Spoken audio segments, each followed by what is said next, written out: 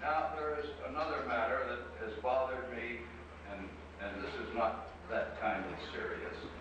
For many years, how many of the almost 100, I gather, men here were in the draft in the original commissioning crew from Georgia?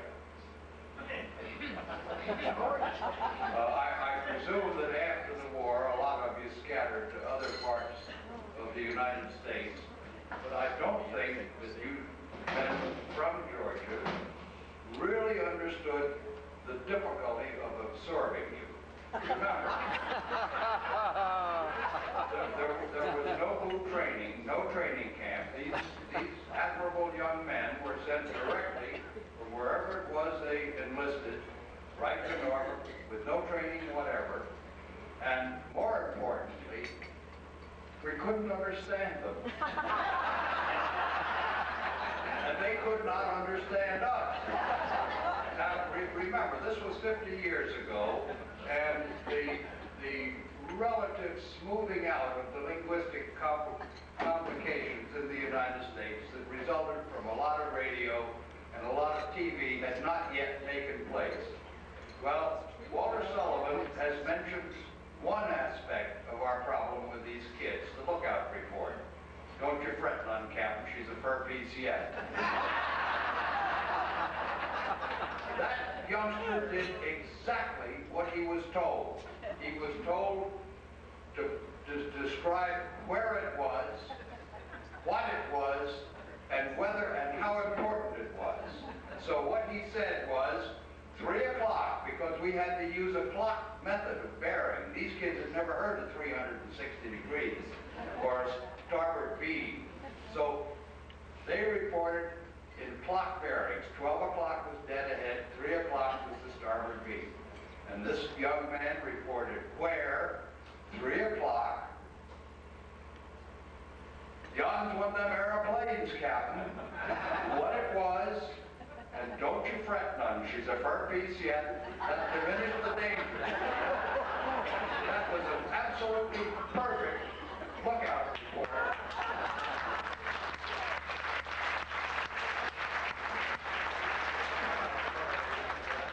Now, there were other problems in absorbing these admirable fellows who came from southern Georgia. We had on ships then, I suppose they have them now, string telephones. That is 4 or 5 outlets of a telephone all on one circuit. And it took us about a week to realize, after we'd assigned these kids to their various jobs, we had to have all or none of the South Georgia boys on a string telephone. Because at each end, we could take the time to decipher, but not over the wire. They were marvelous, believe me.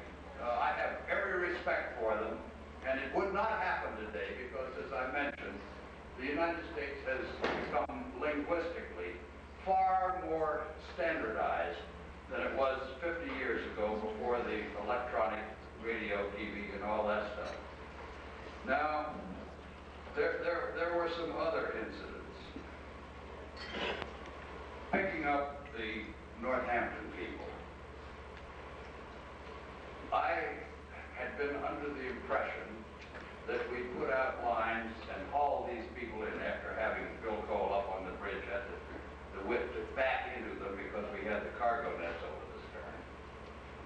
And Chesley Wilson over here tells me we threw out large nets and netted them in. But the point is, the other destroyer present got 75 men. We got over 700. And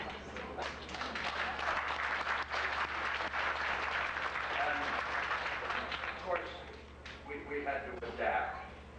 We had to control the number of men who came topside for stability. We had to control the number. We had over 1,000 people on board. Keep them all from going over to the port of the starboard side. And all the Northampton people turned to. The engineers went down and volunteered in the engine room. The cooks volunteered. And the result was, because we couldn't carry out any sort of a normal routine for the 2 or 3 days we had our guests on board, the galley cooked 1 meal a day for 24 hours.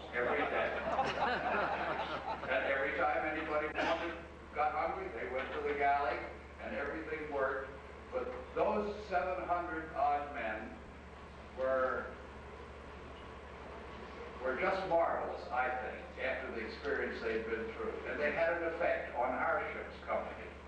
I don't know how many of you remember it, but some weeks before this happened, the crew had let it be known through the chief quartermaster or some other spokesman that they wanted permission to grow beards.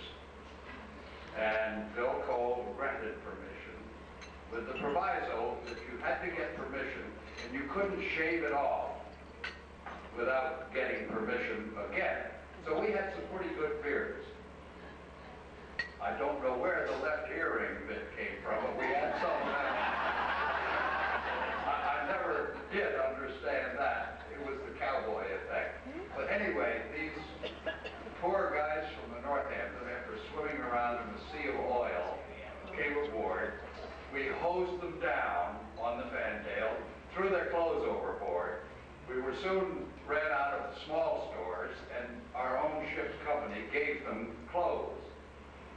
But there was a side effect. Within a week, every single beard on the Fletcher crew had disappeared. They had seen the oil matting in the hair of the Northampton people, and a large proportion of our crew had opted for being skinheads. So that was the lesson our ship's company learned for that.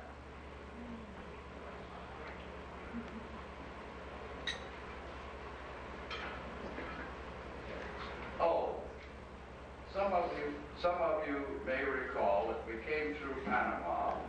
We took on board either 3 or 4 50 caliber machine guns, and they were bolted to the main deck somewhere back in the vicinity of number 2 stack or number 4 gun, somewhere back there. And by and large, they were manned with people who were essentially spare. One of the men who was on the crew of one of those 50 caliber guns on the main deck aft was a signalman striker, whose name I cannot for the life of me remember. Is he here?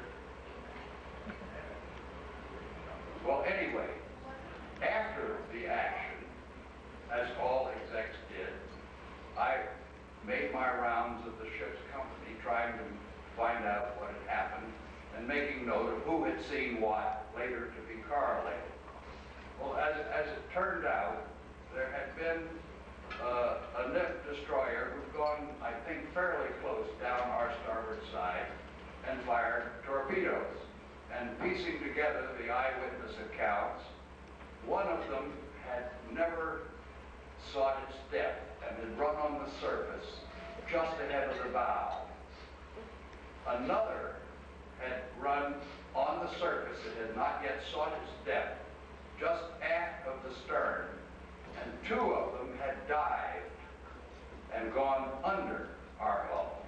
So 4 torpedoes missed us. Lord did it. He had control that night. But in interrogating people to see what they had seen, I talked to this young signalman striker who was a nice youngster, and he had been on one of those after 50 caliber machine guns on the main deck on the starboard side aft. And he saw the torpedo before it dove headed right for him. Well, any man's instinct in this situation is to go home. And his home was the signal bridge. He tells us he ran up the main deck and up 3 or 4 ladders and over to the port side and looked over the bulwark on the signal bridge and saw that same torpedo come out. Now, nothing we could say would convince him that there were 2 torpedoes. The one he saw on the main deck aft was fired ahead of the one which finally ran under the ship under the mainmast. He's convinced he made that entire passage up half the length of the ship, up 3 decks, and over in the time it took that torpedo to go under the ship.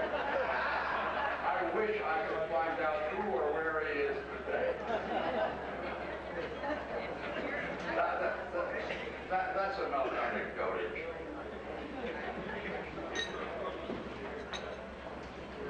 it occurs to me there are about 100 men here, and there are ladies additional, covering the 25-year period of what most of us think was a cracking good ship. And this is the how many-th reunion over a period of 20 years. And I suspect there are more members of her crew here tonight than any other. I don't think it has crossed your mind that at the time you came into the service and joined Fletcher, either in World War II or in the quarter century after World War II, in your composite whole, you represent a composite is all I can think of, cross-section of all that's best in the United States. You are totally loyal to your ship and to your country and to your shipmates. And I can only say that this, I suspect, is almost unique. There is no other country in the world in which the caste society, and the ship is an autocracy, not a democracy, in which the caste society of a tight little autocracy can become a friendly autocracy, a friendly democracy, as we are here, with everybody equal. This could happen nowhere else, I think, except in the United States. And for that reason, I should like to thank all of you and to congratulate all of you and tell you how very proud I am to be one of you.